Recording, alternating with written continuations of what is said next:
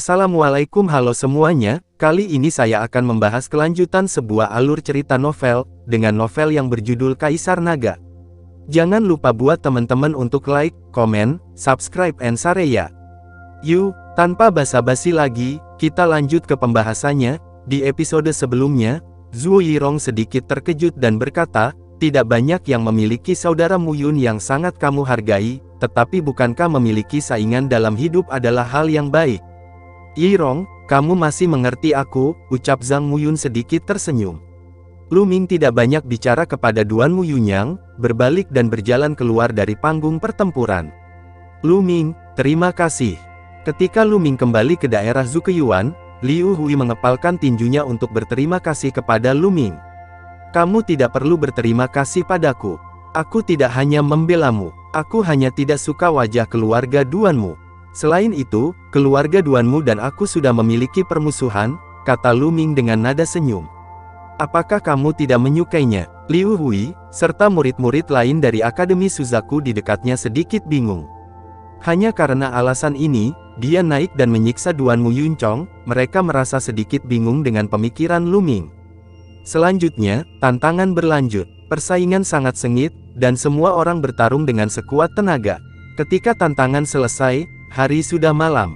10 penantang, termasuk Lu Ming, membuat total 5 orang yang berhasil menantang, menggantikan 5 dari 30 orang sebelumnya.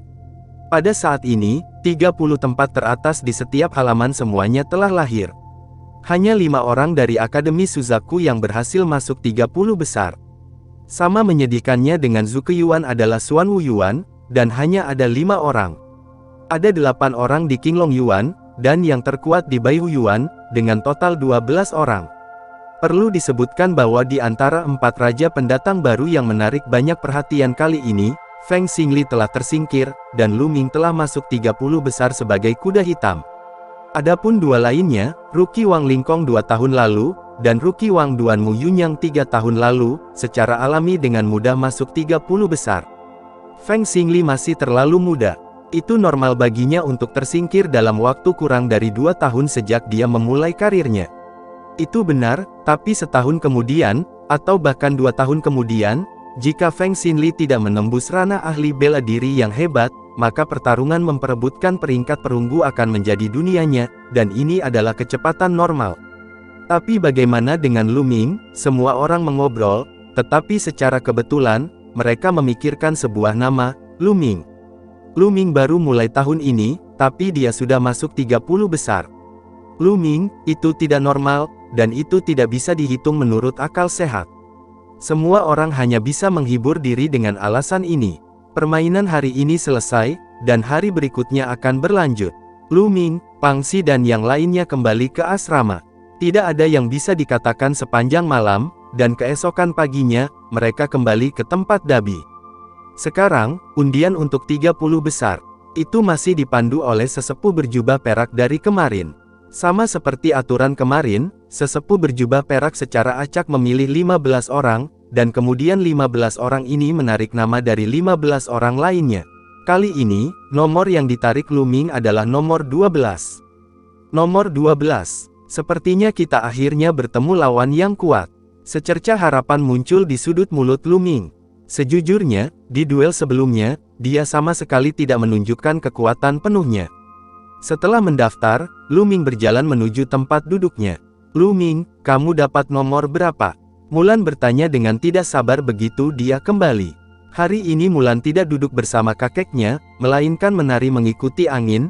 Pang Xi dan yang lainnya berkerumun bersama, tentu saja daerah mereka penuh dengan murid laki-laki Akademi Suzaku. Nomor 12. Lu Ming tersenyum. Nomor 12. Gu Qing dari Qinglong Yuan. Mendengar nama ini, wajah Feng Wu, Hua Qi dan yang lainnya berubah. Lu Ming, ingat, kamu hanya harus melakukan yang terbaik. Bahkan jika kamu kalah, ada baiknya mendapatkan sesuatu. Mulan menghela nafas. Nah, kakak senior Mulan, dari nada bicaramu, sepertinya aku akan hancur. Lu Ming merasa sedikit tidak berdaya.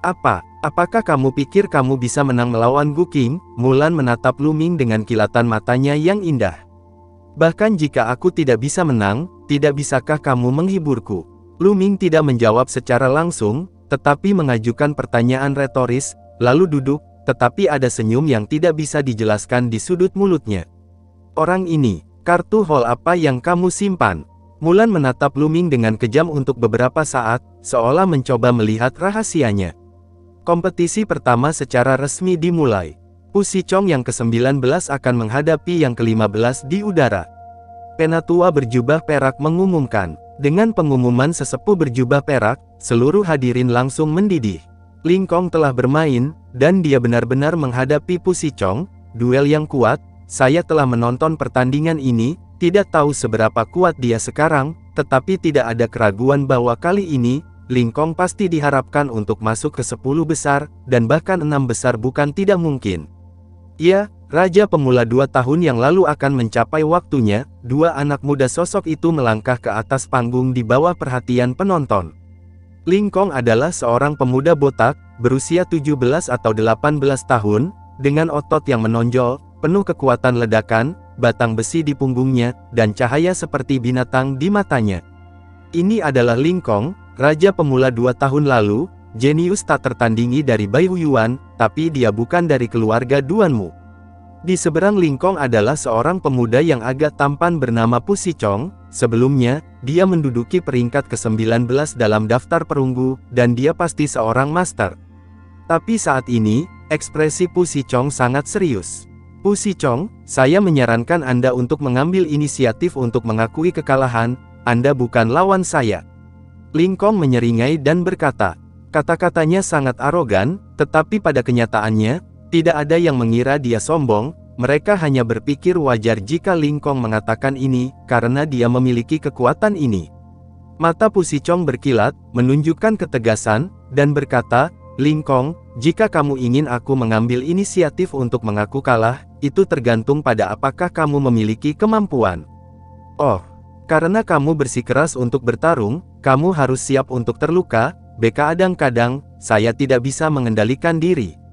Ling Kong menyeringai, menunjukkan senyum sinis. Kalau begitu terima langkahnya, sentuh.